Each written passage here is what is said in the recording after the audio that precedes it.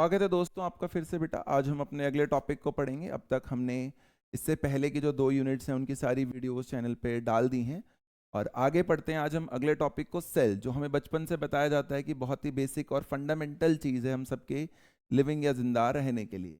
उसके बिना लिविंग और नॉन लिविंग में हम कैटेगराइज ही नहीं कर पाते। जब हमें पहली बार बायो का इंट्रोडक्शन दिया जाता है तो जनरली हम सेल चैप्टर से ही स्टार्ट करते हैं चीज़ों। तो आज हम उसी सेल की बात करेंगे, थोड़ा सा डिटेल में जाएंगे। नीट के लिए बहुत इंपॉर्टेंट है एग्जाम में, इससे ज़रूर क्वेश्चंस आते हैं बेटा। तो आइए स्टार्ट करते हैं। तो देखिए, सबसे पहले सेल जो होता है बेटा, व्हाट इज अ सेल। तो सेल की वजह से अगर एक से ज़्यादा सेल्स आपके पास है, सेल क्या होता है? Cell basic structural and functional unit होता है लाइफ की। अगर अपने पास एक से ज़्यादा सेल्स होते हैं तो उस ऑर्गेनिज्म को, एक ऑर्गेनिज्म को बनाने में अगर एक से ज़्यादा सेल लगते हैं तो उसको हम कहते हैं कि मल्टी सेलुलर है। और अगर एक ही सेल से पूरा ऑर्गेनिज्म बना होता है तो हम बोलते हैं कि ये यूनिसेलुलर ऑर्गेनिज्म। यूनिसेलुलर जैसे कि बेटा अमीबा, यूनिसेलुलर जैसे कि अमीबा, जो प्रोटोजोआ वगैरह में हमें पढ़ाया जाता था कि अमीबॉइड प्रोटोजोन्स होते हैं। इसमें क्या होता है? एक ही सेल बॉडी के सारे फंक्शन, रेस्पिरेशन, डाइजेशन, एक्सक्रीशन कर रहा होता है बेटा, right.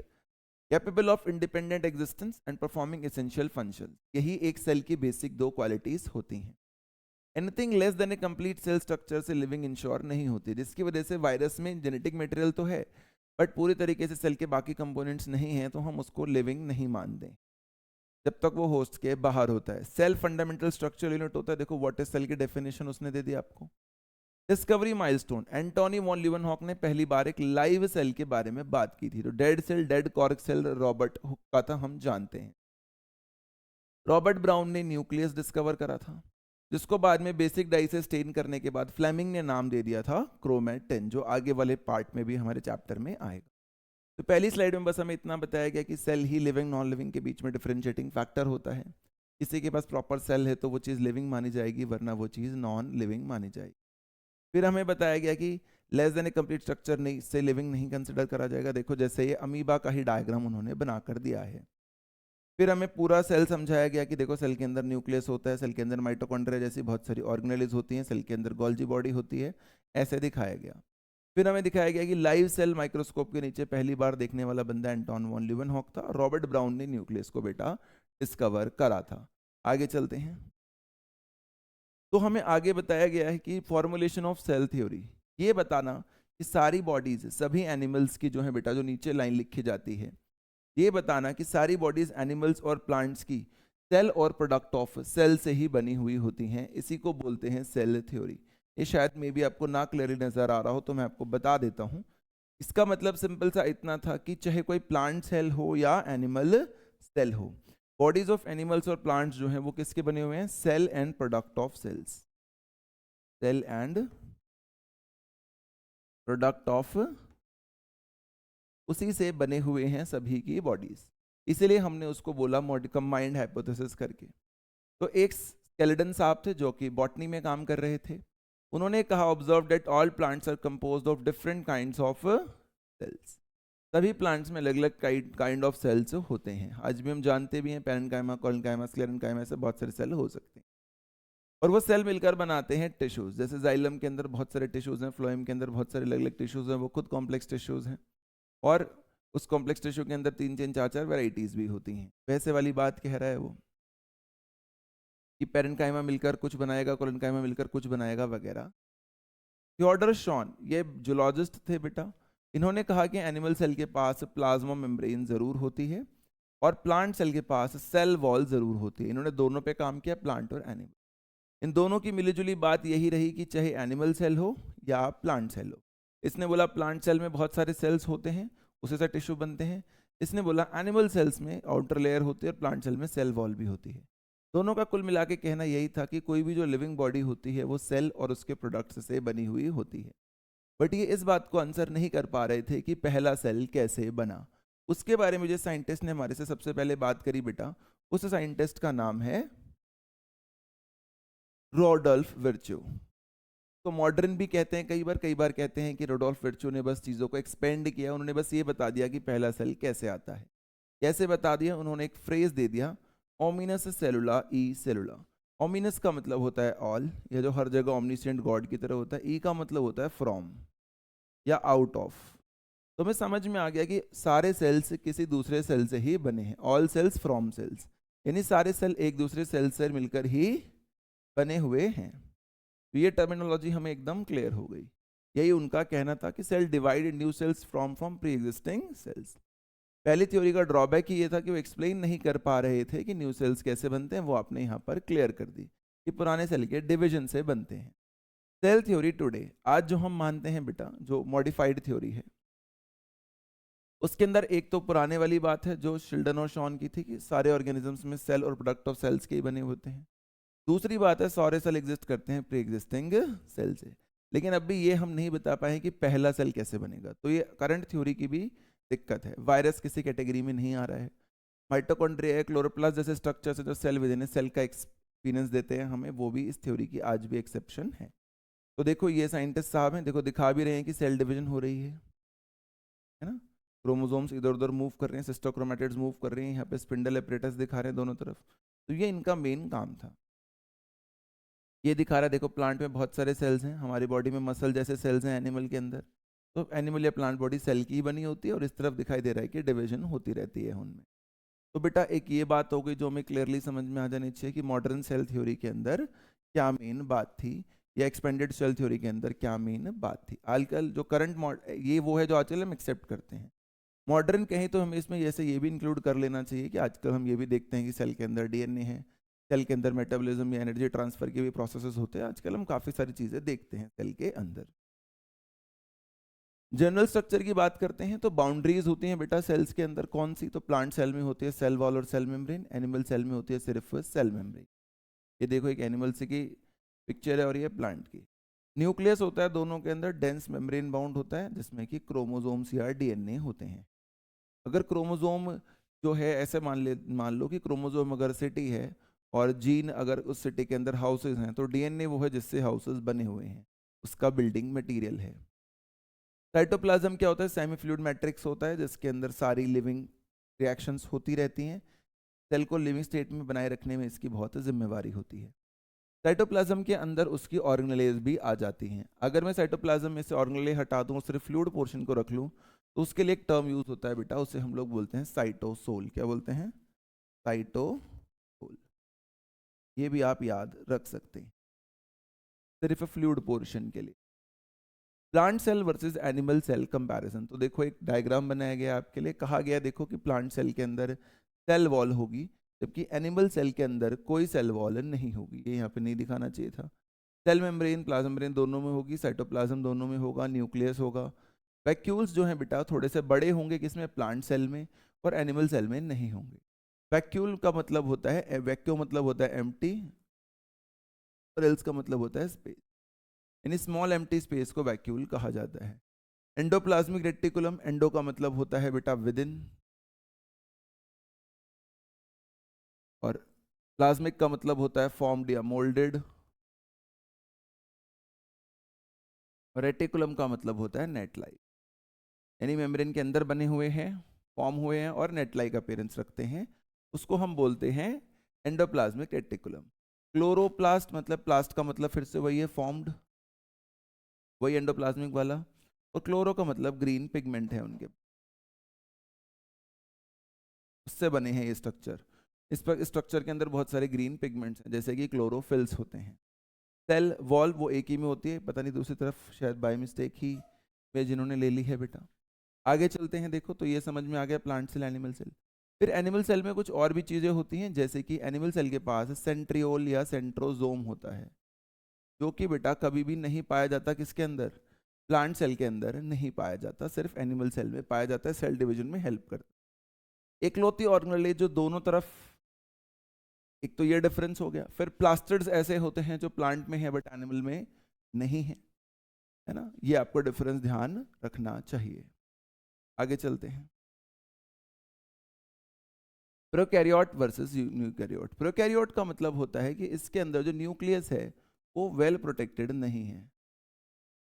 Nucleus is not well protected, उसको बचाने वाला कोई ढंग का बंदा है ही नहीं भाई। यूकैरियोट का मतलब होता है न्यूक्लियस बहुत वेल प्रोटेक्टेड है। नॉन न्यूक्लियर मेम्ब्रेन तो देखो बचाएगा ही कौन, मेम्ब्रेन बाउंड ऑर्गेनेल नहीं होती, सिर्फ एक ही ऑर्गेनेल है जो दोनों में कॉमन है, वो है राइबोसोम। एक में 70S है, एक में 80S है, ये भी ध्यान रखिएगा बेटा, इंपॉर्टेंट क्वेश्चन है। राइबोसोम दोनों में क्या होता है, प्रेजेंट होता है। राइबो का मतलब होता है आरएनए या राइबो न्यूक्लिक एसिड, और जोम का मतलब होता है बॉडी। तो ये राइबो न्यूक्लिक एसिड से बनी हुई बॉडी होती है, ये भी इंपॉर्टेंट बात है हमारे लिए। 70S 80S एस यहाँ पर जो होती है बेटा, वो स्वेडबर्ग यूनिट को रिप्रेजेंट करने के लिए होती है, जो बेसिकली ये बताती है कि कितनी जल्दी कोई चीज सेंट्रीफ्यूगल फोर्स लगाने पर नीचे की तरफ सेडिमेंट हो जाती है ना। जितनी जल्दी हो जाती है उस हिसाब से उसकी वैल्यूज होती हैं, और कितनी जल्दी कम ज़्यादा उसकी एग्जैक्ट वैल्यू जो आएगी उसे हम बोलते हैं सेडिमेंटेशन कॉफिशिएंट। तो ये कहाँ कहाँ होते हैं, बैक्टीरिया में होते हैं, ब्लू ग्रीन एल्गी में होते हैं, पीपीएलओ में होते हैं। प्लूरोनिमोनिया लाइक ऑर्गेनिज्म इनका नाम पहले था, आज मॉडर्न टाइम पर इनको हम माइकोप्लाज्मा कहते हैं। माइकोप्लाज्मा के पास सेल वॉल नहीं होती। माइकोप्लाज्मा क्यों कहते हैं, कोई अगर हमसे ये बात पूछेगा तो हम बताएंगे कि भैया माइकोप्लाज्मा इसलिए कहते हैं कि जब आकार प्लेट पे इनकी ग्रोथ हमने करा के देखी तो ये फंगल एलिमेंट्स की तरह ग्रो कर रहे थे, इसलिए हम इनको माइकोप्लाज्मा कहते हैं। यूकैरियोटिक सेल कौन कौन है, ठीक है भाई, ये हमने वहां पर अभी पढ़ा था जब हम 5 किंगडम क्लासिफिकेशन पढ़ रहे थे कि ये सब प्रोकैरियोट्स होंगे और ये सब यूकैरियोट्स होंगे। इसमें मेम्ब्रेन बाउंड ऑर्गेनेल होंगे, ईआर गोल्गी कॉम्प्लेक्स, माइटोकॉन्ड्रिया होगा, सब कुछ होगा। ईआर का मैंने अभी बताया ही था आपको, within endoplasmic form moulded reticulum नेटलाइट। गोल्जी कैमिलो गोल्गी के नाम पे आता है। और माइटोकॉन्ड्रिया, माइटोकॉन्ड्रिया, माइटो का मतलब होता है थ्रेड, कॉन्ड्रिया का मतलब होता है लिटल ग्रैन्यूल्स। ये छोटे छोटे ग्रैन्यूल्स हैं जो कि थ्रेड लाइक अपीयरेंस रखते हैं, इसलिए इनको माइटोकॉन्ड्रिया कहा जाता है। तो इन सब का अगर आपको बेसिक मीनिंग पता होगा तो आपके लिए हमेशा चीजें बेटा हेल्पफुल रहेंगी। आगे चलते हैं।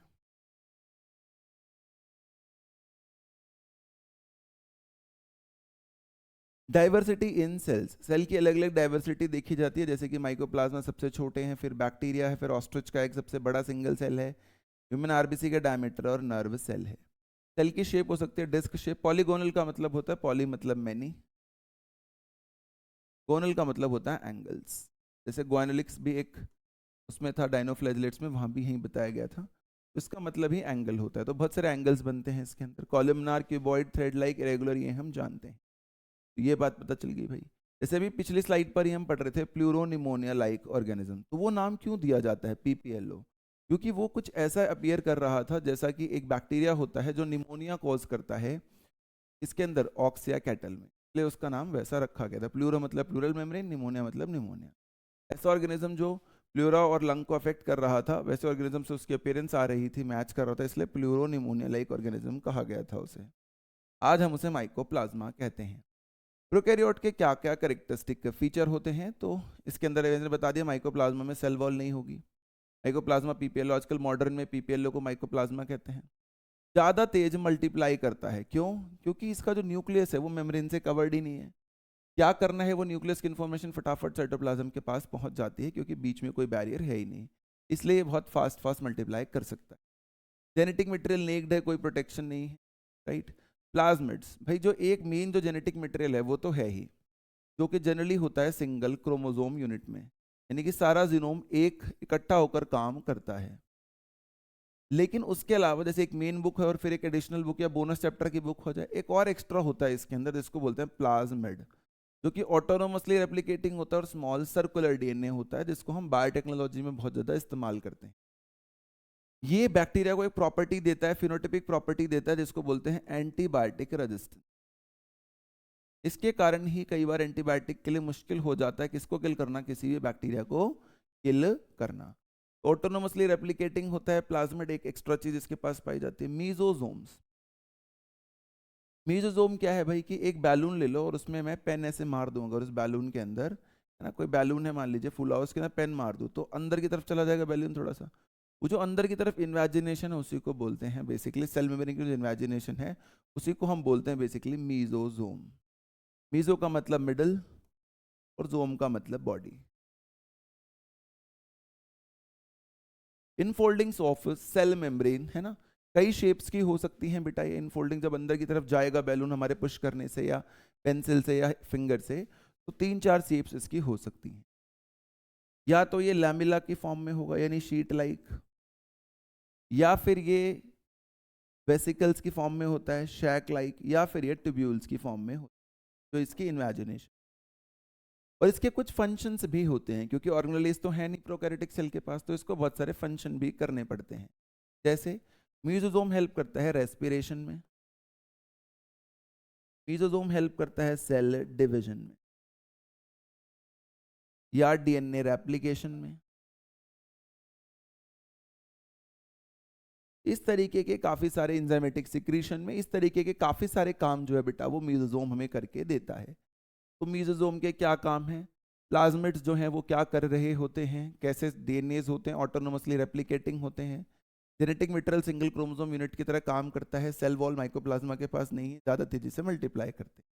इसके अलावा इसके सरफेस पे कुछ एक्स्ट्रा स्ट्रक्चर्स भी होते हैं, जैसे फ्लैजिलम होता है जो कि मोटिलिटी प्रोवाइड करता है, विप लाइक मूवमेंट करता है। 3 पार्ट होते हैं, जिस पार्ट से प्लाज्मा मेम्ब्रेन से जुड़ा हुआ है उसे बोलते हैं बेसल बॉडी, फिर आगे होता है हुक, और लास्ट में होता है फिलामेंट जो कि एक्चुअली मूव करता है। उसके बाद राइबोसोम्स मैंने बता ही दिया बेटा आपको, प्रोकैरियोट यूकैरियोट दोनों में होते हैं क्योंकि नॉन मेम्ब्रेन बाउंड है, सेंट्रोसोम भी नॉन मेम्ब्रेन बाउंड होता है। न्यूक्लियोइड जो इसका नेक्ड जेनेटिक मटेरियल है बेटा, जो कवर्ड नहीं है किसी न्यूक्लियर मेम्ब्रेन से, इरेगुलरली पोजीशनड है साइटोप्लाज्म में, उसे कहते हैं न्यूक्लियोइड। प्लाज्मा मेम्ब्रेन है, सेल वॉल होती है इनके पास भी, कैप्सूल है भाई। कैप्सूल क्या होता है तो अभी आप आगे पढ़ेंगे कि इसके बाहर सेल वॉल के बाहर भी एक प्रोटेक्टिव कवरिंग होती है जिसे बोलते हैं ग्लाइकोकैलिक्स। ग्लाइको मतलब शुगर, कैलिक्स मतलब आउटर कवरिंग, यानी शुगर कोट बेसिकली। अगर ये शुगर कोट टाइट होता है तो उसे बोलते हैं कैप्सूल, और अगर ये लूज होता है तो उसे बोलते हैं स्लाइम लेयर, वो भी हम आगे पढ़ेंगे। पाइलस भी एक इसकी आउटग्रोथ होती है, दिख भी रहा होगा आउटग्रोथ है। इसका मेन काम होता है डीएनए ट्रांसफर या सेक्सुअल रिप्रोडक्शन में हेल्प करना। ये कोई मोटिलिटी में हेल्प नहीं करती, जबकि फ्लैजिला मोटिलिटी में हेल्प करता है। तो ये देखो यहाँ पे स्ट्रक्चर जो था मैंने उसको एक्सप्लेन कर दिया आपके लिए बेटा। आगे चलते हैं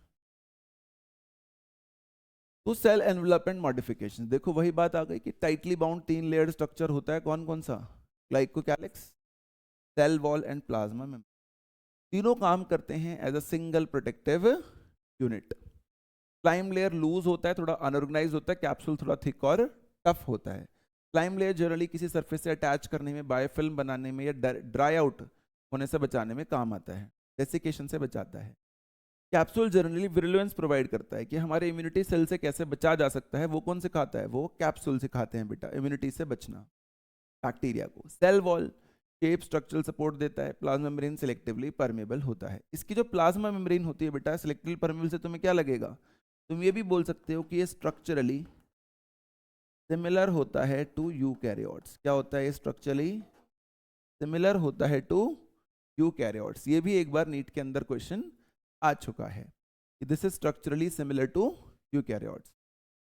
डिपेंडिंग अपॉन कैसा ग्लाइकोकैलिक्स सेल वॉल की कंपोजिशन है, 2 तरीके के बैक्टीरियाज होते हैं। एक वो जो स्टेन को लेते हैं उन्हें ग्राम पॉजिटिव कहते हैं, वो जो नहीं लेते हैं उन्हें ग्राम नेगेटिव कहते हैं, राइट। क्रिस्टियनसंस ग्राम की स्टेनिंग के ऊपर हम ये बात कहते हैं। तो 3 लेयर्स हैं, तीनों का फंक्शन पता होना चाहिए। ग्लाइकोकैलिक्स में स्लाइम लेयर और कैप्सूल क्या होता है, ये डेसिकेशन या ड्राइंग आउट से बचाता है, बायोफिल्म बनाता है, ये विरुलेंस प्रोवाइड करता है, स्ट्रक्चरली सिमिलर होता है यूकैरियोट से। म्यूजोसोम क्या क्या करता है वो बात मैं आपको पहले ही बता चुका हूँ। आगे चलते हैं तो देखो surface structure and motility. Pili और फेम्ब्रियाई जो होते हैं help in attachment to rocks और टिश्यूज। देखो इसलिए इसका मतलब ये कोई मोटिलिटी में हेल्प नहीं करते हैं। एनसीईआरटी तो ये बताती है कि पिल्लाई जो होता है वो डीएनए ट्रांसफर या सेक्सुअल रिप्रोडक्शन में काम आता है, और जो फिम्ब्रियाई होता है वो बिल्कुल सही बात लिखी गई है कि अटैचमेंट टू रॉक और होस्ट टिश्यू, जिनका मोटिलिटी में कोई रोल नहीं है। फ्लैजेला मोटिलिटी में रोल प्ले करता है भाई। ये देखो स्ट्रक्चर भी दिखा दिया उसने कि नीचे बेसल बॉडी होगी, फिर हुक होगा, फिर फिलामेंट होगा। 3 स्ट्रक्चर होते हैं, फिलामेंट इनमें से सबसे लॉन्गेस्ट होता है। पिल्लाई क्या करते हैं तो सेक्स पिल्लाई फॉर कॉन्जुगेशन, मैंने आपको बताया ही, 2 चीज़ों को मिलाने में या सेक्सुअल प्रोडक्शन के दौरान डीएनए को ट्रांसफर करने में काम आते हैं, राइट। फिम्ब्रियाई क्या होते हैं, ये अटैचमेंट में काम आते हैं। तो ये बात हमें क्लियर हो गई कि कौन से 2 स्ट्रक्चर्स फ्लैजिला वगैरह मूव करवाएंगे, पिल्लाई डीएनए ट्रांसफर और फिम्ब्रिया सिर्फ अटैचमेंट में काम आता है, उसका कोई मोटिलिटी में रोल नहीं होता है बेटा। तो देखो ये हमने पढ़ लिया, और क्या पढ़ लिया, और हमने पढ़ लिया कि टाइटली बाउंड स्ट्रक्चर्स होते हैं, और हमने देखा प्रोकैरियोटिक के फीचर्स क्या होते हैं, और हमने देखा सेल की डाइवर्सिटी क्या होती है, और हमने देखा सेल की क्लासिफिकेशन क्या होती है, और हमने देखा general structure of the cell क्या है, और हमने देखा मॉडर्न सेल थ्योरी क्या है, फॉर्मुलेशन ऑफ सेल थ्योरीज क्या है, और सेल क्या है। आगे चलते हैं। राइबोसोम्स एंड इंक्लूजन बॉडीज, जो प्रोकैरियोट है बेटा वहाँ पे राइबोसोम 70s ही होता है। साइज सब यूनिट पॉलीसोम्स, कोई भी जब एक एमआरएनए की चेन आती है तो उस पर पहले एक राइबोसोम जुड़ता है, जैसे वो एक स्टेप आगे जाता है तो दूसरा जुड़ जाता है, तीसरा। एक एमआरएनए की चेन पे बहुत सारे जब राइबोसोम्स अटैच हो जाते हैं different different copies of protein बनाने के लिए, बहुत सारी कॉपीज ऑफ प्रोटीन बनाने के लिए, उस कंडीशन को कहते हैं poly chain of ribosome single mRNA. इसी का एनसीईआरटी में दूसरा नाम दिया जाता है पॉली राइबोसोम। यानी आरएनए तो एक है बट राइबोसोम उस पर बहुत सारे अटैच है, कि पहला यहाँ अटैच हो गया, फिर जैसे ही आगे गया तो ये खाली जगह हो गई तो यह दूसरा आ गया, ऐसे चलता रहता है। 70s राइबोसोम की दो छोटी सब यूनिट होती है बेटा, 50 और 30। देखो नीचे डायग्राम में बनाकर भी दिखाया गया है आपको कि कैसे ये जो एमआरएनए है पर्पल कलर वाला, इसके ऊपर बहुत सारे राइबोसोम्स आपको अटैच्ड दिख रहे हैं, ये तो इसको हम लोग बोल देते हैं कि ये ऐसा स्ट्रक्चर होता है। उसके अलावा अगर हम देखते हैं बेटा इसके अंदर, तो हमें देखो क्या दिखता है ध्यान से, तो हमें दिखती हैं इंक्लूजन बॉडीज। कुछ कुछ ऐसे नॉन मेम्ब्रेन बाउंड स्ट्रक्चर्स हमें अंदर भी दिखते हैं। देखो ये भी नॉन मेम्ब्रेन बाउंड होते हैं, जैसे कि सेंट्रियोल और राइबोसोम। रिजर्व मटेरियल रखते हैं ये, क्या क्या होते हैं भाई, फॉस्फेट ग्रैन्यूल्स होते हैं इसमें, जैसे कि ये रहा, ग्लाइकोजन होते हैं, एक एनसीईआरटी में लिखा जाता है साइनोफाइसिन होते हैं, ब्लू ग्रीन बैक्टीरिया के ऊपर नाम है इनका, blue green algae sorry. Gas vacuoles होते हैं फोटोसिंथेटिक बैक्टीरियाज में, तो glycogen, gas vacuoles, phosphate granules, ऐसे बहुत सारी चीजें आपको नजर आती हैं। तो इंक्लूजन बॉडीज की बात हो गई बेटा, पॉलीजोम या पॉलीराइबोसोम की बात हो गई। ये पॉलीजोम या पॉलीराइबोसोम जो है बेटा, ये भी एक बार नीट के अंदर एग्जाम में आ चुका है, ये भी नीट का क्वेश्चन रहा है पास्ट में। इनफैक्ट ये ग्रैन्यूल्स वाला क्वेश्चन भी नीट के अंदर आ चुका है। अब इतने साल हो चुके हैं बेटा नीट एग्जाम को कि ऑलमोस्ट हर सवाल नीट में कभी ना कभी पूछा ही जा चुका है। फिर बात आती है यूकैरियोटिक सेल के ओवरव्यू की। तो यूकैरियोटिक सेल में कौन आता है भाई, protist, the very first kind of its, अपने जैसे पहले यूकैरियोटिक थे ये, एनिमल्स और फंजाई। एक्सटेंसिव कंपार्टमेंटलाइजेशन होती है, प्लांट और एनिमल दो सेल होते हैं, प्लांट में सेल वॉल होगा, एनिमल में सेल वॉल नहीं होगा, प्लास्टिड होगा नहीं होगा, पहले ही बता चुका हूँ। इसमें वैक्यूल होगा बड़ा, उसमें छोटा होगा, उसमें सेंट्रियोल होगा जो कि प्लांट में क्या होगा बेटा, एब्सेंट होगा। ये बात अपन पहले ही वैसे कर चुके हैं कि क्या प्लांट और एनिमल सेल में जनरली डिफरेंस होता है। ये देखो सेंट्रियोल दिख भी रहा होगा, ट्यूबुलर होता है, आगे जाके हम पढ़ेंगे भी। इस सेंट्रियोल के अंदर ट्रिपलेट माइक्रोट्यूब्यूल्स होते हैं हर एक फाइबर के पास। सेल वॉल प्लास्टिड्स नो, इधर है इधर नहीं, तो ये बात हो गई यार, ठीक है। कभी भी लिखना हो तो आप वीडियो पॉज करके लिख सकते हो बेटा, नोट्स अगर बनाने हो तो।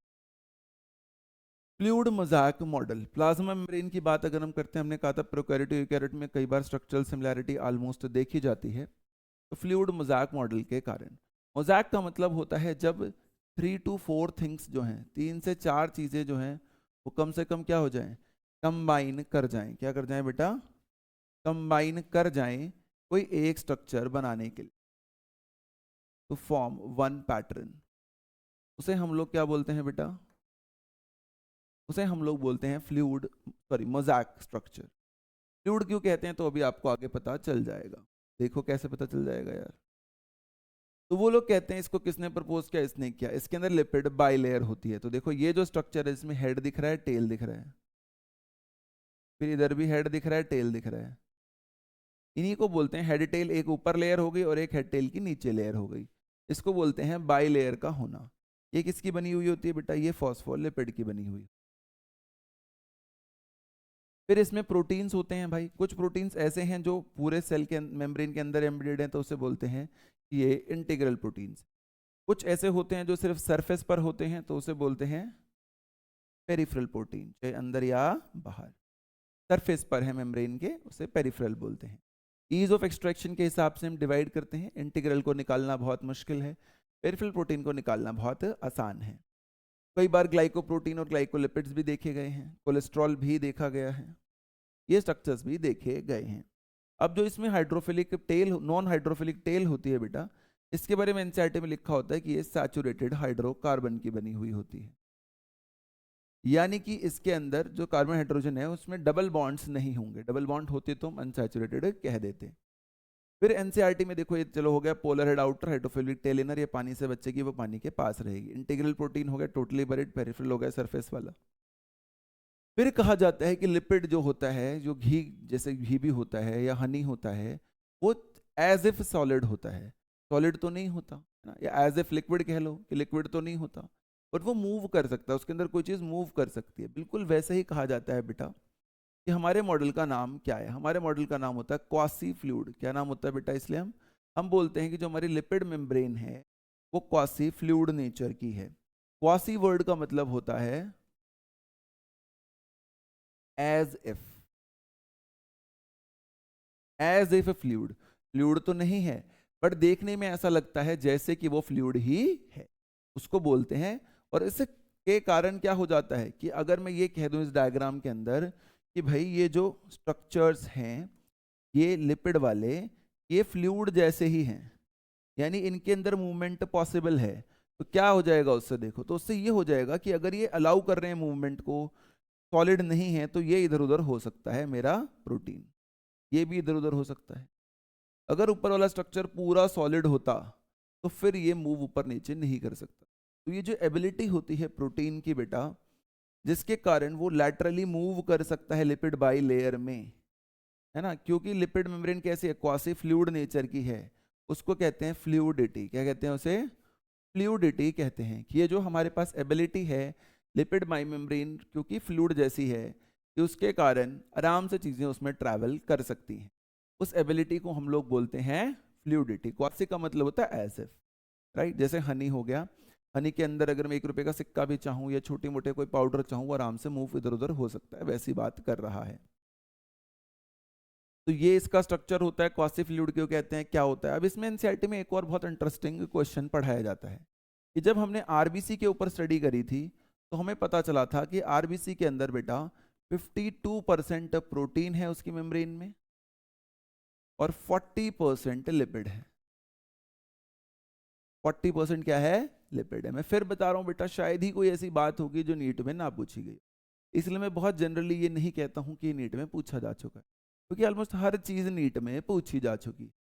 तो भाई देखो 3-4 चीजें मिलके कंबाइन ये होता है। क्वासी का मतलब बता दिया, आरबीसी का कंपोजिशन बता दिया, फॉस्फोलिपिड बाइलेयर बता दी, सैचुरेटेड हाइड्रोकार्बन बता दिया, लिपिड बाइलेयर होता है, ये बात हमने कर ली, प्रोटीन इंटीग्रल फ्लूइडिटी की बात हमने कर ली, कोलेस्ट्रॉल स्टेबिलिटी देता है मेम्ब्रेन को। आगे चलते हैं, transport across membrane. Membrane selectively permeable है, हमने थोड़ी देर पहले बैक्टीरिया वाले में देखा था।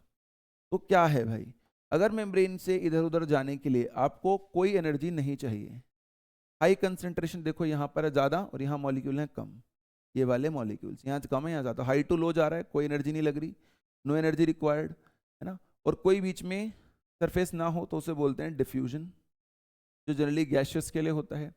वाटर वगैरह मूव कर रहे हो अगर और बीच में कोई सिलेक्टिवली परमेबल सरफेस हो तो उसे बोलते हैं ऑस्मोसिस। क्या बोलते हैं बेटा? ऑस्मोसिस। तो दो टर्म्स होते हैं, वाटर के लिए ऑस्मोसिस हो जाता है और गैसेस वगैरह के लिए जहाँ कोई सिलेक्टिवली परमेबल मेम्ब्रेन बीच में नहीं होती उसे बोलते हैं डिफ्यूजन। दोनों ही पैसिव होते हैं। कई बार कुछ पोलर मॉलिक्यूल्स होते हैं, देखो ये तो अपने आप सीधा जा रहे थे, किसी की जरूरत नहीं थी, इनको जरूरत पड़ती है इन प्रोटीनिशियस स्ट्रक्चर की, जो कि इंटीग्रल प्रोटीन है।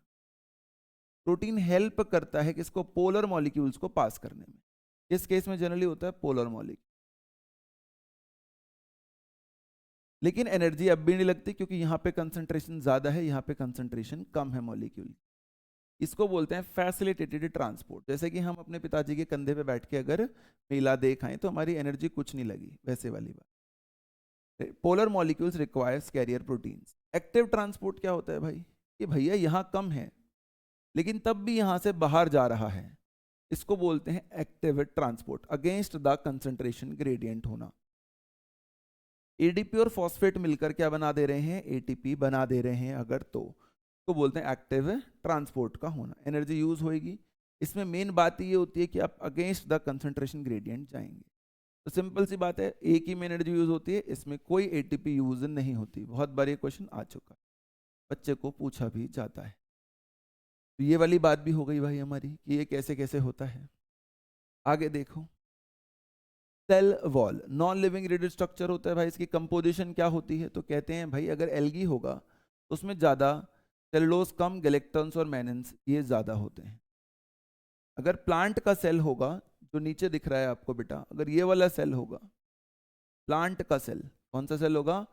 प्लांट का सेल होगा, तो आपको क्या नज़र ज़्यादा आएगा? तो आपको सेलुलोज और पेक्टिन ज़्यादा नज़र आएगा। तो आपको सेलुलोज और पेक्टिन ज़्यादा नज़र आता है। मिडल लैमिला की अगर हम बात करते हैं तो मिडल लैमिला में कैल्शियम पेक्टेट की लेयर होती है। इसका काम क्या है कि एक ये सेल है, उसकी सेल वॉल, एक दूसरा सेल है, उसकी सेल वॉल, दोनों सेल वॉल्स को आपस में जोड़ के रखना काम किसका होता है? Middle lamella. और सेल वॉल और प्लाज्मा मेम्ब्रेन को क्रॉस करते हुए या मिडल लैमिला को क्रॉस करते हुए दो सेल्स के बीच में कनेक्शन बनाना, वो किसका काम होता है? प्लाज्मोडेस्माटा। प्लाज्मा का मतलब फिर से वही है, फॉर्म्ड या मोल्डेड, और डेस्मा मतलब होता है बॉन्ड, यानी कि आपने एक बॉन्ड फॉर्म कर दिया होता है जिसके थ्रू आपस में इंटरचेंज या इंटरकनेक्शन हो जाता है। देखो ये तो यहाँ पर दोनों जुड़ गए हैं, बट इस केस में ट्रैवलिंग पॉसिबल हो रही है। तो जब ट्रैवलिंग पॉसिबल हो जाती है, और इधर ये वाला देखो, बल्कि ये ज़्यादा बेटर समझ में तो उसको हम लोग बोलते हैं प्लाज्मोडेस्माटा, जिससे कि सेल वॉल को क्रॉस करते हुए दो सेल्स आपस में ज्वाइन करते हैं काम करने के लिए। अब जैसे एक चीज़ और कई बार पूछी जाती है कि प्लाज्मा मेम्ब्रेन जो भी हम पढ़ रहे थे उसको क्यों क्वासी फ्लूइड होना चाहिए? तो आंसर दिया जाता है आपकी बुक में कि सेल ग्रोथ होनी चाहिए, सेल डिवीजन होनी चाहिए, एंडोसाइटोसिस होना चाहिए, उसके लिए ये सब बहुत ज़रूरी होता है। फिर बात ये ध्यान रखनी होती है बेटा, तो साइटोप्लाज्म को कनेक्ट करने के लिए कौन है? प्लाज्मोडेस्माटा है। फिर ये बताया जाता है हमें कि सेल वॉल जो होती है, एक होती है प्राइमरी जो इनिशियली बनती है, द फर्स्ट फॉर्म्ड, और एक होती है सेकेंडरी। जो सेकेंडरी बनती है भाई वो टुवर्ड्स इनर साइड बनती है, ध्यान रखिएगा।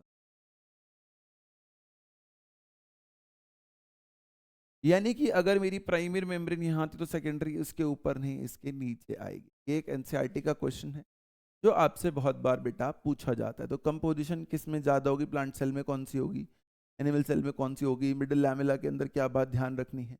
मिडिल मतलब मिडिल, लैमेला का मतलब शीट लाइक अरेंजमेंट। प्लाज्मोडेस्माटा क्या होता है?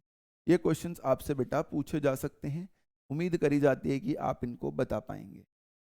फिर बात आती है एंडो मेम्ब्रेन सिस्टम की। ये विद इन मेम्ब्रेन सिस्टम है, आपस में कोऑर्डिनेट करके फंक्शन करती हैं ये ऑर्गेनेल्स। कौन कौन होता है इसमें? ये चार। ये बनाएगा, ये इसके पास पैकिंग के लिए भेजेगा, फिर इसके पास जाएगा, फिर फाइनली इसके पास जाएगा। ये सीक्वेंस में रहते हैं। देखो ये एंडोप्लाज्मिक रेटिकुलम आपको दिख रहा होगा, इसका यहाँ से वेसिकल निकल के इसके सिस फेस के पास जाएगा, फिर ट्रांसफेस से निकल के लाइसोसोम, वैक्यूल, ऐसे चलता है। तो इसलिए बोलते हैं सारे मिलकर काम करते हैं। कौन कौन इसमें नहीं आता? तो ये तीन इसमें नहीं आते। तो नीट में ये क्वेश्चन भी कई बार पूछा जा चुका है, which the following is not a part. तो तीन इनमें से नाम होगा, कोई एक इनमें से नाम होगा। क्लोरोप्लास्ट का मतलब बता चुका हूँ, माइटोकॉन्ड्रिया बता चुका हूँ कि माइटो का मतलब होता है थ्रेड, कॉन्ड्रिया का मतलब होता है लिटल ग्रैन्यूल। क्लोरोप्लास्ट बता चुका हूँ, क्लोरो मतलब ग्रीन, प्लास्ट मतलब फॉर्म्ड। पेरोक्सीजोम्स ये इसलिए कहते हैं क्योंकि इनका काम होता है H2O2 को डिग्रेड करना। H2O2 क्या होता है? हाइड्रोजन पेरोक्साइड, इसलिए इसका नाम है पेरोक्सीजोम। स्ट्रक्चर देख लो भाई, ये माइटोकॉन्ड्रिया होता है जब कोई चीज सिलेंड्रिकल होती है बट कॉर्नर्स पे राउंडेड हो जाती है, जैसे कि माइटोकॉन्ड्रिया, तो उसको हम लोग सॉसेज शेप बोलते हैं। क्या बोलते हैं? सॉसेज शेप बोलते हैं बेटा। तो ये सॉसेज शेप हो गई। ये क्लोरोप्लास्ट है भाई, इसके अंदर जो इकट्ठे दिख रहे हैं सारे इकट्ठे, इनका नाम होता है ग्रानम या ग्राना। एक एक ग्रीन स्ट्रक्चर को पकड़ोगे तो नाम हो जाएगा थाइलाकॉइड। तो ये भी आपसे एक्सपेक्टेड है कि आपको पता हो। चलो तो ये बात हो गई। ये मैं जानबूझ के आगे की बातें आपको थोड़ी थोड़ी अभी आइडिया दे दे रहा हूं ताकि बाद में आपको दिक्कत ना आए बेटा। तो कौन कौन एंडोमेम्ब्रेन सिस्टम का पार्ट होता है और कौन कौन पार्ट नहीं होता है, ये भी इंपॉर्टेंट है। फिर बात आती है एंडोप्लाज्मिक रेटिकुलम का स्ट्रक्चर देखने की। तो दो तरीके के होते हैं। देखो इस वाले स्ट्रक्चर पे राइबोसोम्स लगे हुए हैं तो ये रफ है, इस वाले पे कोई राइबोसोम नहीं है तो ये क्या है बेटा? स्मूथ स्ट्रक्चर है। तो रफ स्ट्रक्चर होता है हमारा, उस पे राइबोसोम्स हैं, यानी इसका मेन काम क्या होगा, इसका मेन काम होगा प्रोटीन सिंथेसिस। कोई राइबोसोम नहीं है, इसका क्या काम होता है, तो इसका मेन काम होता है लिपिड सिंथेसिस। और एक एनसीईआरटी आजकल हमें बताती है कि इसका काम होता है स्टेरॉइडल हार्मोन्स बनाना, लिपिड लाइक स्टेरॉइड हार्मोन्स। बहुत पहले, आज से 7-8 साल पहले, ये एम्स में भी क्वेश्चन आ गया था कि स्टेरॉइड हार्मोन्स बनाने का काम या जिम्मा किसके पास होता है, तो स्मूथ ईआर के पास वो काम होता है। तो स्मूथ और रफ में इतना सा डिफरेंस है। फिर वो कहते हैं कि अगर मान लीजिए ये एक कंप्लीट सेल है और इस सेल के अंदर यहाँ पर ईआर है, तो जो ईआर, ये साइटोप्लाज्म है, इस मेम्ब्रेन के अंदर जितना भी था वो इंट्रासेलुलर था, लेकिन ईआर ने इंट्रासेलुलर स्पेस को दो हिस्सों में बांट दिया बेटा। कैसे? जो अब इसके अंदर रह गया इसे बोलते हैं ल्यूमिनल, और जितना भी इसके बाहर स्पेस रह गया ये वाला, इसको बोलते हैं एक्स्ट्रा ल्यूमिनल। तो कहते हैं कि इंट्रा सेलुलर स्पेस को दो हिस्सों में बांट देता है ER, luminal and extra luminal. तो ये भी आपसे एक्सपेक्ट करा जाता है कि आपको बेटा एंडोप्लाज्मिक रेटिकुलम के बारे में ये बात पता हो। फिर बात आती है गोल्जी कॉम्प्लेक्स की। तो this is discovered by Camillo Golgi, scientist के नाम पर है। सिस्टर ने, या अंडरग्राउंड टैंक या वाटर रिजर्वायर के नाम से इन्हें लैटिन भाषा में जाना जाता है। इट इज जस्ट लाइक कि मैंने बैलून्स रख दी हूं ऐसे एक के ऊपर एक, वो भी बिना फूले हुए स्टैक्स लगा दूं मैं बैलून्स का, उसको बोलते हैं। इसमें जो ये वाला फेस होता है जिसको वेसिकल मिलेगी, कहां से वेसिकल मिलेगी इसे, ईआर से, ये इसके साथ, इसको बोलते हैं सिस फेस या कॉन्वेक्स फेस। फिर वो वेसिकल मूव करते करते लास्ट में इस फेस के पास आ जाती है, जिसे बोलते हैं ट्रांस फेस। तो सिस फेस में स्टार्ट हुआ है प्रोसेस, इसलिए उसे बोलते हैं फॉर्मिंग फेस, और ट्रांस तक जाते जाते वो वेसिकल मैच्योर हो चुकी है, उसको पता है उसे क्या करना है, तो इसको बोलते हैं मैच्योरिंग फेस। तो फॉर्मिंग और मैच्योरिंग फेस का अंतर भी हमें पता होना चाहिए। ये सिस्टर ने दिख ही रहे हैं मुझे। क्या होता है यहाँ पर, ये वेसिकल आती है, या तो जनरली प्रोटीन की आएगी या लिपिड की, तो ये इसे पैक कर देते हैं। पैक करके क्या बना देते हैं भाई, या तो ग्लाइकोप्रोटीन या ग्लाइकोलिपिड बना सकते हैं, और उसको सेंड करते हैं या तो विद इन द सेल या बाहर सिक्रीट करते हैं, इंट्रासेलुलर टारगेट या सेल के बाहर उसे भेजा जाता है। ये जनरली गोल्गी कॉम्प्लेक्स के ऊपर क्वेश्चन यही पूछा जाता है मोस्ट ऑफ द टाइम, सिस और ट्रांसफेस के बारे में। तो इसमें कोई कंफ्यूजन नहीं है भाई, वेसिकल फॉर्म में चीजें आती हैं, कैसे ट्रांसफर होती हैं, सिस्टर ने क्या है, सिस ट्रांस क्या है, फंक्शन क्या है, पैक करना मटेरियल को, मॉडिफाई करना प्रोटीन को, मॉडिफाई देखो कर भी दिया उन्होंने, इंट्रासेलुलर टारगेट या विद इन द सेल चीजों को भेजना भी बेटा इन्हीं का काम होता है। फिर हमारे पास आता है तीसरा नंबर, जो कि एंडोप्लाज्मिक रेटिकुलम सिस्टम में ही है, एंडोमेम्ब्रेन सिस्टम में, लाइसोसोम। लाइसो का मतलब होता है लाइसिस, सोम का मतलब बॉडी। जो छोटी छोटी चीजों को तोड़ देगा उसे लाइसोसोम कहा जाएगा, right, formed by packing in the Golgi. Very important line. क्या होता है देखो, स्ट्रक्चर के अंदर एंजाइम्स होते हैं। कौन कौन से एंजाइम्स होते हैं, तो आपको बताया जाता है कि इसमें लाइपेज होता है, प्रोटीएज होता है, इवन एनसीईआरटी लिखती है कार्बोहाइड्रेज भी होता है। तो प्रोटीन, लिपिड, कार्बोहाइड्रेट को हम आराम से इसमें क्या कर सकते हैं, तोड़ सकते हैं। और क्या होता है बेटा, एक्टिव एट एसिडिक पीएच। किस पीएच पे एक्टिव होते हैं ये, एसिडिक पीएच। एक और इसके बारे में बहुत इंटरेस्टिंग बात होती है कि they are active at acidic pH. NCERT में हालांकि लिखते लिखते ये भी लिख दिया जाता है कि ये न्यूक्लिक एसिड को भी डाइजेस्ट करते हैं, लेकिन न्यूक्लियस एंजाइम मेंशन नहीं किया जाता है। अब देखो फूड वैक्यूल कैसे बन जाता है कई बार, कि ये मेम्ब्रेन है, देखो इस मेम्ब्रेन ने बाहर वाले इस फूड को इंगल्फ करा और अंदर ले गई, और अंदर उस फूड वैक्यूल के बाहर ये थोड़ी सी प्लाज्मा मेम्ब्रेन का या जो स्ट्रक्चर था वो भी रहेगा।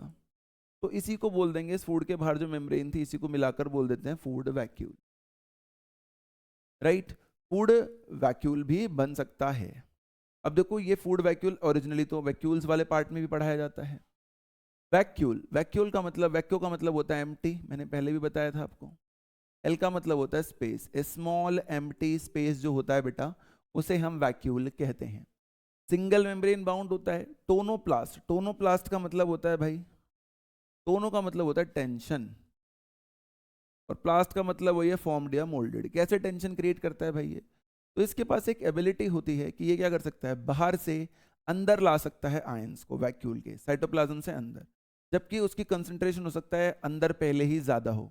यानी इसके पास एक एबिलिटी है कि ये अगेंस्ट द कंसंट्रेशन ग्रेडियंट, कैसे बेटा,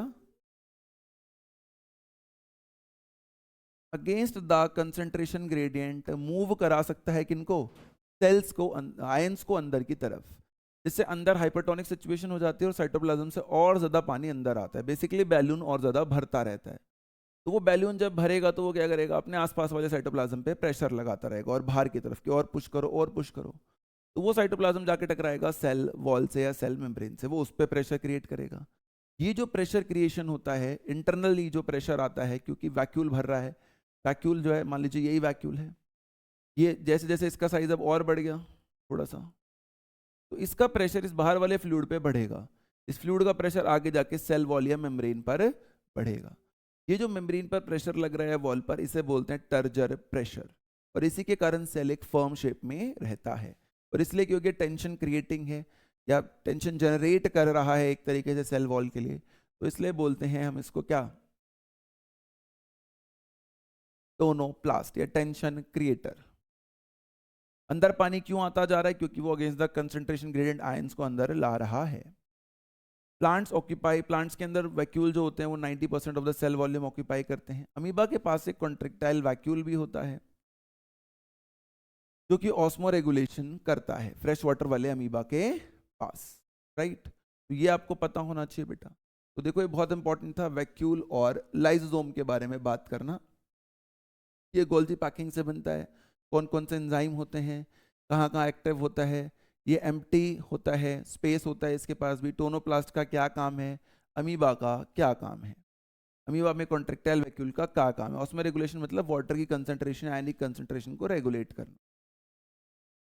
आगे देखो जी, mitochondria the power house of cell, double membrane bound होता है भाई, बिल्कुल ठीक है, आउटर और इनर मेम्ब्रेन है। इनर मेम्ब्रेन में जो टुवर्ड्स द मैट्रिक्स इनफोल्डिंग्स हैं, कैसी हैं, ये भी एग्जाम में आ चुका है, क्रिस्टाई कैसी होती है, टुवर्ड्स मैट्रिक्स, उसको हम लोग बोलते हैं बेटा क्रिस्टाई, राइट। और मैट्रिक्स क्या होता है, मैट्रिक्स जो है वो बेसिकली एक डेंस होमोजेनियस सब्सटेंस है, डेंस होमोजेनियस सब्सटेंस है, फिल्ड इनसाइड इनर मेम्ब्रेन। कहां भरा हुआ है ये, फिल्ड इनसाइड इनर मेम्ब्रेन, उसको हम लोग बोलते हैं क्या, मैट्रिक्स। डीएनए होता है भाई, इसलिए देखो ये मेन सेल थ्योरी की एक्सेप्शन आज भी, कि सेल के अंदर एक ऑर्गेनेल है जिसके पास अपना डीएनए है। इसका डीएनए 70S यानी प्रोकैरियोट जैसा होता है। राइबोसोम्स हैं, देखो ये भी गड़बड़ है। और एटीपी सिंथेस पार्टिकल्स भी इसके पास इंटरमेम्ब्रेनस स्पेस में पाए जाएंगे। फिर इधर देखो, कॉन्टिन्यूअस बाउंड्री है, यानी बताता है कि इससे आगे माइटोकॉन्ड्रिया का सरफेस एरिया नहीं है। इनर मेम्ब्रेन में इनफोल्डिंग्स हैं, क्रिस्टाई, क्रिस्टाई मतलब जैसे पीकॉक के शरीर पर क्रेस्ट होते हैं बर्ड पर, आप कभी देखना पीकॉक के हेड जो होंगे उस पर आपको कुछ इस तरीके के स्ट्रक्चर्स कई बार दिखेंगे, उन्हें बोलते हैं क्रेस्ट, वैसे ही क्रिस्टाई होते हैं। मैट्रिक्स होता है, मैट्रिक्स से होमोजेनियस सब्सटेंस के अंदर क्या क्या होता है, circular DNA, RNA, 70S, circular होता है, प्लीज ध्यान रखिएगा, डिवाइड्स बाय फिशन। ये नीचे वाली जो प्रॉपर्टीज है देखकर ऐसा लगता है कि कोई खुद में प्रोकैरियोटिक सेल ना हो, क्योंकि सारी प्रॉपर्टीज हमें प्रोकैरियोटिक सेल में भी नजर बेटा आती हैं। तो ये स्ट्रक्चर हमें समझ में आना चाहिए, इसका मैं फंक्शन समझ में आना चाहिए। सॉसेज शेप मैंने आपको पहले ही बता दी थी, ये इजीली माइक्रोस्कोप पे विजिबल नहीं होते, जबकि प्लास्टर्स जो होते हैं वो बहुत इजीली माइक्रोस्कोप पे बेटा हमें विजिबल हो जाते हैं। आगे चलते हैं, माइटोकॉन्ड्रिया का फंक्शन क्या है, एरोबिक रेस्पिरेशन, क्रैब साइकिल होती है बेटा यहाँ पर हमेशा, power house of the cell होता है ये। और इसको बोलते हैं, क्योंकि इसके पास अपने डीएनए हैं, है ना, इसलिए इसका क्या नाम हो जाता है, इसलिए इसका नाम हो जाता है बहुत बार सेमी ऑटोनोमस है। ये कैसी ऑर्गेनेलीज हैं, सेमी ऑटोनोमस ऑर्गेनेले हैं। कैसे ऑर्गेनेले हैं बेटा ये, सेमी ऑटोनोमस ऑर्गेनेले हैं, कई बार ऐसा भी देखा गया है। क्लियर है ये बात, देखो ये सब हमने पढ़ लिया, गोल्गी कॉम्प्लेक्स वगैरह, एंडोप्लाज्मिक रेटिकुलम वगैरह। आगे चलते हैं, तो आगे है फिर प्लास्टिड्स बेटा। प्लास्टिड्स के बारे में क्या है भाई, प्लास्टिड्स मतलब सेम वही, फॉर्म्ड या मोल्डेड, बस इनकी एक फिक्स शेप होती है, प्लाज्मा की फिक्स शेप नहीं होती। प्लास्टिड प्लांट पावर जनरेटर होते हैं, माइटोकॉन्ड्रिया की तरह एटीपी यहीं पर बनता है, यहाँ पे केमियोस्मोटिक हाइपोथेसिस होती है थाइलाकॉइड्स में। प्लांट सेल्स में और यूग्लेनॉइड्स, क्योंकि ग्लिग्नॉइड्स भी हमें पता है, यू मतलब ट्रू, ग्लिनॉइड मतलब आई बॉल का स्पॉट, लाइट को सेंस करके फोटोसिंथेसिस कर सकते हैं, इसलिए ये भी इस ग्रुप में है। क्लोरोप्लास्ट कंटेन क्लोरोफिल, क्लोरोप्लास्ट क्या है बेटा, क्लोरोप्लास्ट ऑर्गेनेले है, और क्लोरोफिल उसके अंदर आने वाला पिगमेंट होता है। बेसिकली सोलर पैनल है, वो ट्रैप करेगा लाइट को। क्रोमोप्लास्ट कलर है, अलग अलग हो सकते हैं। ल्यूकोप्लास्ट कलरलेस है, स्टोरेज में काम आता है। 3 तरीके के ल्यूकोप्लास्ट जनरली देखे जाते हैं, अमाइलो अमाइलेज यानी कार्बोहाइड्रेट, एलियो यानी ऑयल, और एलिरॉन मतलब प्रोटीन। एलिरॉन लेयर हम मोनोकॉट सीड में भी देखते हैं, जब एंडोस्पर्म को सेपरेट करा जाता है एम्ब्रियोनिक ग्रोथ से, तो एलिरॉन लेयर से ही बेटा हम वहाँ पे इसे सेपरेट करते थे। तो क्लोरोफिल की बात, पिगमेंट की बात, क्रोमोप्लास्ट की बात हो गई। फिर देखो स्ट्रक्चर की बात करते हैं। सेम डबल मेम्ब्रेन है, आउटर और इनर मेम्ब्रेन होती है। इनर मेम्ब्रेन जो होती है लेस परमेबल होती है, ये भी नीट में रिसेंटली क्वेश्चन आया था, बहुत सारे लोगों को लाइन ही पता नहीं चली थी कहाँ से आया है बच्चों को। आउटर और इनर मेम्ब्रेन होती है बेटा, देखो मैंने पहले भी बताया था, अगर स्टैक्स की बात करूंगा, इन सबको एक साथ देखूंगा तो नाम होगा ग्राना, इंडिविजुअल देखूंगा तो नाम होगा थाइलाकॉइड। थाइलाकॉइड का मतलब ही होता है, थाइला मतलब सैक, ऑइड मतलब pouch, sac like pouch, sac like pouch कहते हैं बेटा उसे हम। उसके बाद ग्राना का मतलब होता है seed like structure, basically seed या ग्रेन। फिर भाई स्ट्रोमा होता है, यानी कि जैसे मैट्रिक्स था जो होमोजेनियस सब्सटेंस है जिसके अंदर ये सब कुछ प्रेजेंट है, उसे स्ट्रोमा कहते हैं। अगर थाइलाकॉइड स्टैग्ड है, जैसे यहाँ पर लिख देना स्टैक ऑफ थाइलाकॉइड, तो बोलते हैं बेटा ग्रानम। और ये थाइलाकॉइड है, जैसे ध्यान से देखो, ये स्टैग्ड नहीं है, बट ये 2 ग्रानास को जोड़ रहा है, इस वाले को और इस वाले को, ये वाला थाइलाकॉइड जोड़ रहा है, या इसको और इसको ये वाला जोड़ रहा है। तो ये जो अनस्टैग्ड थाइलाकॉइड होता है, जो जोड़ता है किसको, 2 स्ट्रक्चर्स को, कि अगर ये ग्राना है, ये ग्राना है ना, और ये इंडिविजुअल क्या है थाइलाकॉइड, पर एक साथ क्या है ग्राना, तो इन दोनों को जो थाइलाकॉइड जोड़ेगा, मान लो इस वाले ने जोड़ दिया जो कि अनस्टैग्ड है, इसका नाम होता है इंटरग्रेनल थाइलाकॉइड, या इसका दूसरा नाम होता है स्ट्रोमा लैमिले। क्या नाम होता है बेटा, स्ट्रोमा लैमिले। ये स्ट्रोमा के अंदर एक लैमिलार लाइक अरेंजमेंट है, शीट लाइक अरेंजमेंट है, जो चीजों को जोड़ रही है। तो इंटरग्रेनल थाइलाकॉइड भी इसका एक नाम होता है, आपको इसका नाम पता होना चाहिए, इंटरग्रेनल थाइलाकॉइड,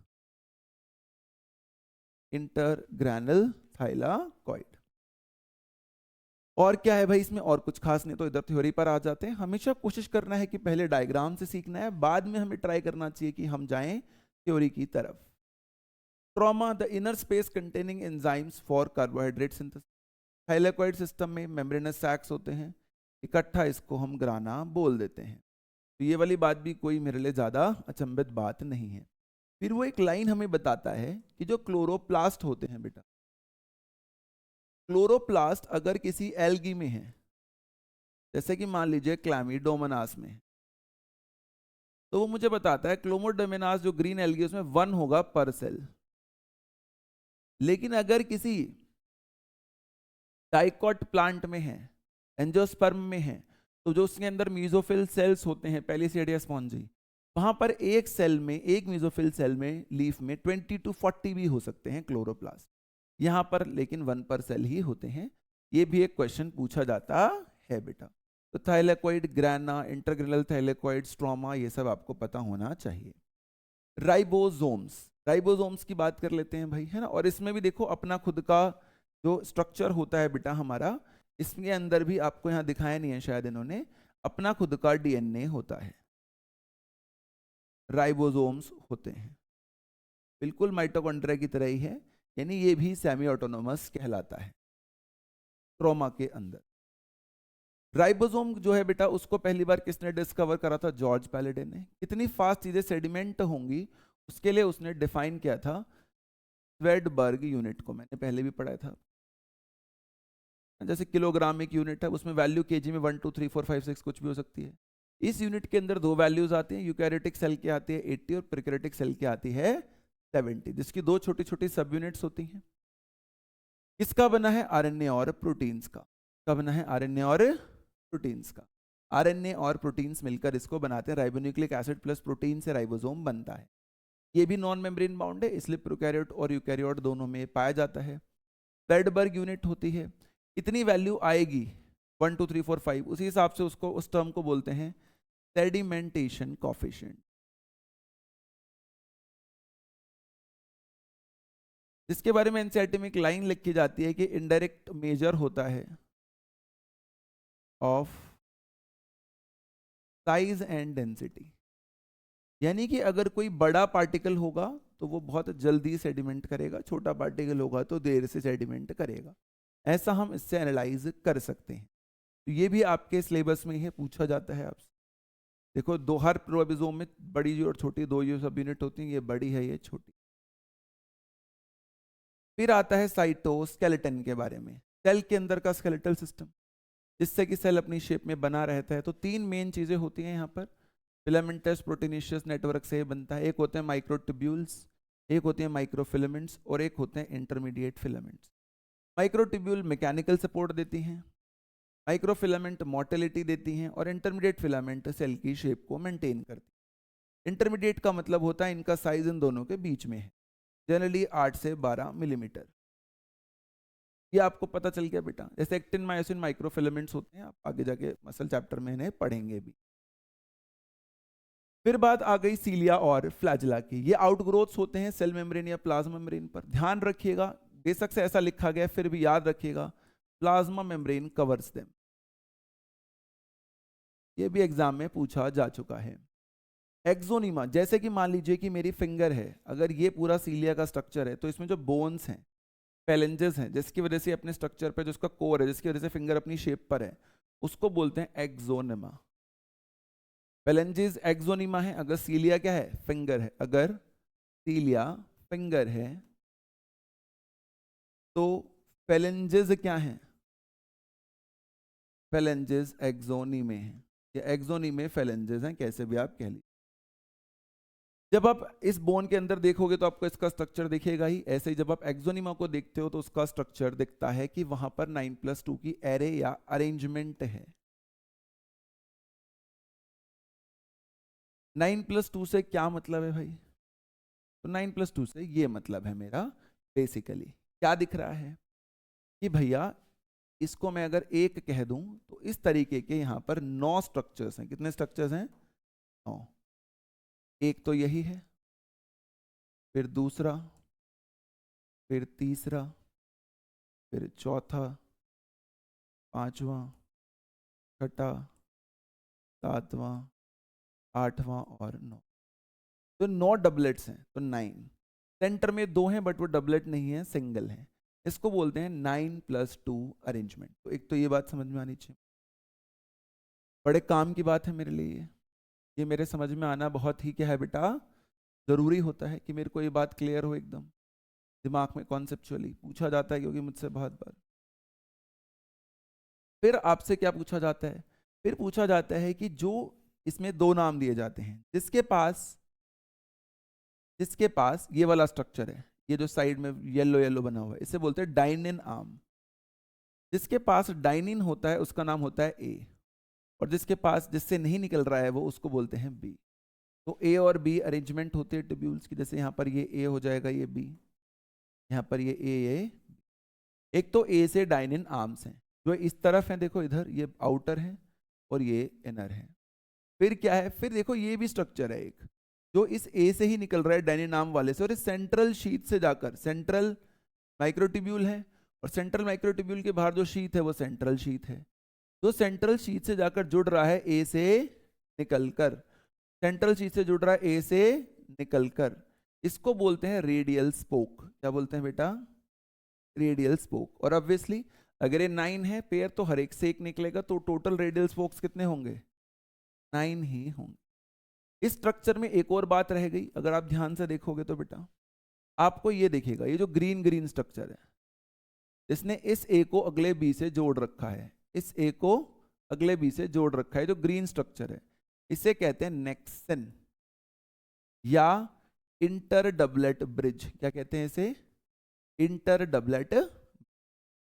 तो इंटर डबलेट ब्रिज पता होना चाहिए, नेक्सन पता होना चाहिए, डायनिन पता होना चाहिए, सेंट्रल माइक्रोट्यूब्यूल पता होनी चाहिए, रेडियल स्पोक पता होना चाहिए। ये स्ट्रक्चर्स आपको क्लियर होने चाहिए। अब देखो आगे देखते हैं क्या था 9+2 अरेंजमेंट है। सेंट्रल ट्यूब्यूल जो होती है वो ब्रिज से कवर्ड है शीट के द्वारा। रेडियल स्पोक्स कनेक्टेड होते हैं कहां से कहां के बीच में बेटा? तो अभी पढ़ा था आपने, पेरिफेरल डबलेट से शीट की तरफ आते हैं। कौन से आते हैं? ए से आते हैं। डबलेट में से ए वाला जो है वो यहां हमें लेकर आता है।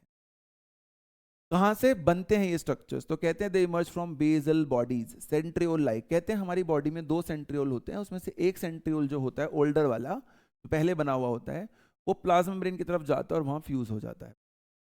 तो वो वाला स्ट्रक्चर जब फ्यूज हो जाता है तो उससे बनती है बेसल बॉडी। उसी को बेसल बॉडी का नाम दे देते हैं जब क्या हो जाता है, one of centriole moves to plasma membrane और वहां सेटल हो जाता है, तो उसको बोलते हैं called as basal body. Basically simple भाषा में ऐसा समझ सकते हैं। और जो बेसल बॉडी है बेटा उससे इमर्ज करते हैं सीलिया और फ्लैजिला।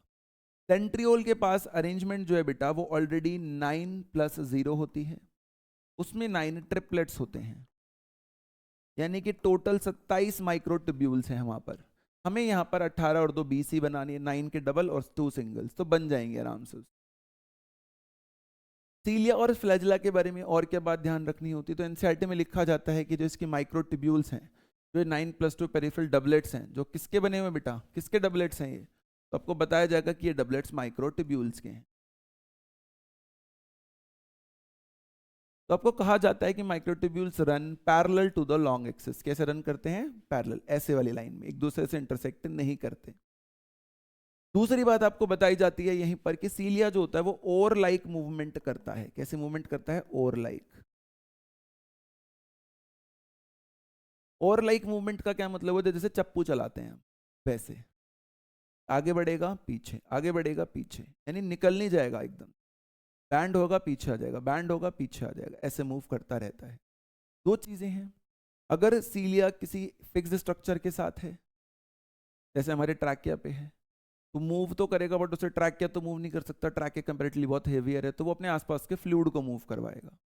लेकिन अगर सीलिया पैरामीशियम के पास है तो वो पूरे पैरामीशियम को मूव करा सकता है। क्लब के एनसीईआरटी में एक लाइन लिख के जाती है, या तो सराउंडिंग फ्लूइड को मूव करा देते हैं ये लोग, या फिर क्या कर देते हैं ये लोग, या फिर ये पूरे सेल को मूव करवा देते हैं, जैसा कि पैरामीशियम में ये करते हैं। तो ये आपको बेटा इस सीलिया फ्लैजिला के बारे में ध्यान रखना।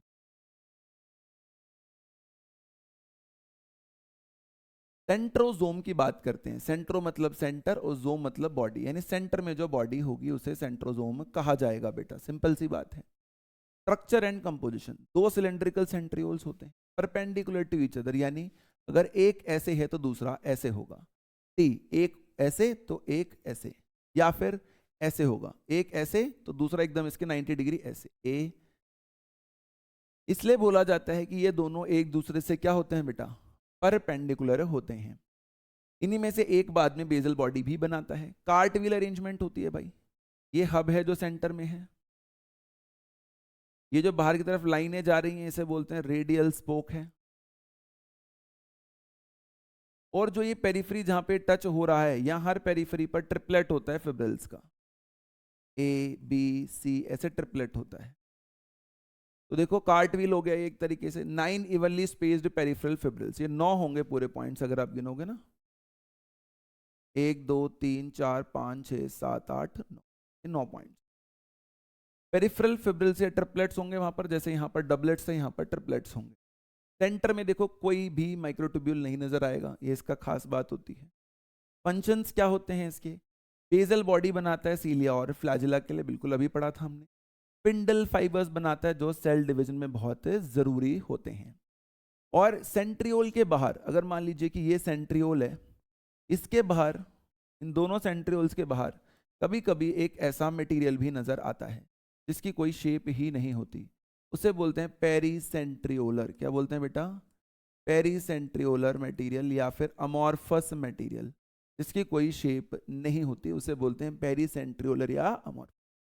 फिर एनसीईआरटी में लिखते हैं कि प्रॉक्सिमल रीजन ऑफ सेंट्रियोल, यानी कि अगर सेंट्रियोल ने बनना शुरू करा, मान लो, और यहां से बनना शुरू करा और यहां तक बना, तो ये प्रॉक्सिमल रीजन होगा, ये डिस्टल। कार्टविल अपीयरेंस इस वाले रीजन पर होती है, इस वाले पर नहीं पाई जाती, डिस्टल वाले पर। ऐसा कहना चाहता है वह उस लाइन से, जब उस लाइन की वो बात आपसे करता है। तो सेंट्रोजोम क्या है, सेंट्रियोल्स क्या है, दोनों का स्ट्रक्चर क्या है? सेंट्रियोल सिर्फ एनिमल सेल में पाए जाते हैं, उनका क्या क्या फंक्शन है, ये देखो, स्पिंडल फाइबर या स्पिंडल एपरेटस सेल डिवीजन में मदद करते हुए। तो ये हमारे दिमाग में बेटा एकदम क्रिस्टल क्लियर होना चाहिए। आगे चलते हैं। तो nucleus, the last part. Nucleus में क्रोमैटिन होता है। क्रोमैटिन कब होता है भाई, कौन से फेज में होता है? तो आंसर दिया जाता है बेटा कि क्रोमैटिन होता है इंटरफेज में, रेस्टिंग फेज में। जब सेल डिवाइड करता है तब तो क्रोमोसोम की शेप आ जाती है। इसके अंदर जो छोटे छोटे लिटिल न्यूक्लियस होते हैं उसे हम बोलते हैं न्यूक्लियोलस। दो मेम्ब्रेन होती हैं, आउटर और इनर। दोनों के बीच का जो स्पेस होता है उसे बोलते हैं पेरी न्यूक्लियर स्पेस। क्या बोलते हैं बेटा? Perinuclear. तो पेरी न्यूक्लियर स्पेस हमें क्लियर होना चाहिए। फिर बोला जाता है there is a structure called as nuclear pore. क्या बोला जाता है? There is a structure called as nuclear pore. जिसका काम क्या है? जिसका काम है किसी चीज को सेल से बाहर जाना है न्यूक्लियस से, या किसी चीज को न्यूक्लियस के अंदर आना है, दोनों काम यहीं से होंगे। यानी प्रोटीन और आरएनए की मूवमेंट को कंट्रोल करा जाता है। ये जो अनटेंगल्ड से फाइबर्स हैं जिनकी कोई शेप नहीं है, इन्हें क्रोमैटिन कहते हैं। क्रोमैटिन के अंदर डीएनए होते हैं, हिस्टोन्स होते हैं, इवन नॉन हिस्टोन प्रोटीन्स भी होते हैं, इवन कुछ आरएनए के पार्ट भी कई बार देखे जाते हैं। ऐसा एनसीईआरटी में लिखा जाता है बेटा। और एंडोप्लाज्मिक रेटिकुलम के साथ कॉन्टिन्यूअस होती है कौन सी मेम्ब्रेन? Outer membrane. किसके साथ कॉन्टिन्यूअस होती है? एंडोप्लाज्मिक रेटिकुलम के साथ। न्यूक्लियर एनवलप है, न्यूक्लियर पोर्स है, न्यूक्लियोलाई है। न्यूक्लियोलाई जनरली जो होता है बेटा, ये भी सेंट्रियोल्स की तरह नॉन मेम्ब्रेन बाउंड होता है ना, राइबोसोम की तरह नॉन मेम्ब्रेन बाउंड होता है, इंक्लूजन बॉडी की तरह नॉन मेम्ब्रेन बाउंड होता है ये भी। Site for active RNA synthesis, ribosomal RNA बनता है, ये जाके प्रोटीन के साथ मिलता है और फिर राइबोसोम्स बनाता है। न्यूक्लियोप्लाज्म, ये इसका दूसरा नाम होता है न्यूक्लियर मैट्रिक्स। क्या नाम होता है बेटा इसका? इसी का दूसरा नाम होता है न्यूक्लियर मैट्रिक्स, एनसीईआरटी में लिखा जाता है। Contains nucleolus and chromatin. जिस पॉइंट पर न्यूक्लियोलस इनके साथ जुड़ता है, ये अटैच होता है क्रोमैटिन्स के साथ, ये वाला पॉइंट जो है, इसी को बोला जाता है NOR, न्यूक्लियोलर ऑर्गेनाइजर रीजन। और इसी पॉइंट पर हमें कई बार एक सेकेंडरी कंस्ट्रिक्शन दिखाई देती है क्रोमोसोम के अंदर। इसी पॉइंट जब ये क्रोमोसोम क्रोमैटिन कल को क्रोमोसोम में कन्वर्ट होता है, तो ये जो जिस जिस क्रोमैटिन का अटैचमेंट था थोड़ा बहुत किसके साथ? न्यूक्लियोलाई के साथ, वहां पर एक और कंस्ट्रिक्शन हमें नजर आती है। जो उसका एक कंस्ट्रिक्शन तो हमेशा होता ही है जिसको हम सेंट्रोमियर बोलते हैं। NOR वाले रीजन्स में एक और कंस्ट्रिक्शन नजर आती है जिसे हम बोलते हैं, मान लीजिए यहां पर नजर आ गई या यहां नजर आ गई सेंट्रोमियर के अलावा, इसको बोलते हैं हम, देखो जैसे ये नजर आ गई, सैटेलाइट। क्या बोलते हैं? सैटेलाइट। ये NOR के कारण ही हमें नजर आती। ये हर क्रोमोसोम पे नहीं होती, ये 13, 14, 15, 21, 22 पर ही पाई जाती है। कैसी होती है भाई? नॉन स्टेनिंग होती है। सैटेलाइट वाली जो कंस्ट्रक्शन है बेटा, वो नॉन स्टेनिंग होती है। स्टेन डालने पर पेल सी दिखती है, जनरली अच्छे से स्टेन नहीं होती है। स्मॉल फ्रेगमेंट्स होते हैं, फिक्स्ड लोकेशन होती है, इसलिए मॉलिक्यूलर बेसिस ऑफ इनहेरिटेंस में भी इसका काफी अच्छा इस्तेमाल देखा जाता है। अब जो प्राइमरी, सेंट्रो मतलब सेंटर, सेंट्रो का मतलब होता है बेटा सेंटर, और मेर का मतलब होता है पार्ट। सेंट्रल पार्ट जो होता है एक सिंगल क्रोमोसोम के अंदर, उसे सेंट्रोमियर कहा जाता है। तो ये सेंट्रोमियर है भाई। इसमें जो ऊपर वाली आर्म होगी उसे बोलेंगे पीयू, नीचे वाली को बोलते हैं क्यू। जनरली पी छोटी होती है क्यू से अल्फाबेटिकल ऑर्डर के कारण। इस क्रोमोसोम में सेंट्रोमियर एक ही है, यानी कि ये क्रोमोसोम कितना है? ये एक ही क्रोमोसोम है। लेकिन ये सेल डिवीजन की फेज है, तो ये दोनों हैं क्या फिर? अगर मैं इसे और इसे देखूं तो ये दोनों सिस्टर क्रोमैटिड्स हैं। बाद में जब डिवीजन होगा तो एक एक बट जाएगा। सिस्टर क्रोमैटिड सिर्फ सेल डिवीजन के फेज में हमें नजर आती है। यानी इस पर्टिकुलर डायग्राम में मुझे क्या नजर आ रहा है? इस पर्टिकुलर डायग्राम में मुझे एक क्रोमोसोम और दो सिस्टर क्रोमैटिड्स नजर आ रही हैं। आर्म्स कितनी हैं? तो P A Q A 4 arms नजर आ रही हैं। दोनों बराबर है, मेटा मतलब मिडल, सेंट्रो मतलब सेंट्रिक, यानी सेंटर मिडल में है। एक थोड़ी छोटी है, एक थोड़ी बड़ी वाली आर्म्स है, पी वाली बड़ी छोटी है, क्यू वाली बड़ी है। इसे बोलते हैं सब मेटासेंट्रिक, यानी near middle centre, near centre. एक बहुत ज्यादा छोटी, एक बहुत ज्यादा बड़ी है, तो एक्रो का मतलब होता है टिप, एक्रोजोम, एक्रोपिटल, है ना, ये हमेशा एपेक्स की तरफ जाना है, वो वाली बात। और अगर एक ही आर्म है, ध्यान से देखते हैं तो दूसरी दिखती नहीं, उसे बोलते हैं टीलोसेंट्रिक या टॉप। शेप देखो, कहते हैं जो मेटासेंट्रिक है वो वी शेप है। वी अगर ध्यान से देखोगे तो तुम्हें समझ में आ जाएगा दोनों बराबर हैं। फिर ये एल शेप है, एक बड़ी एक छोटी। ये जे शेप होता है, एक ज्यादा बड़ा एक बहुत छोटा। और ये आई होता है कि एक ही आर्म है, दूसरी आर्म ही नहीं है। तो ये क्रोमोसोम्स का क्वेश्चन आपसे बहुत बार पूछा जा चुका है। देखो वही लिखा होगा, close to one end, terminal only one, slight away from middle end in middle पूछा जाता।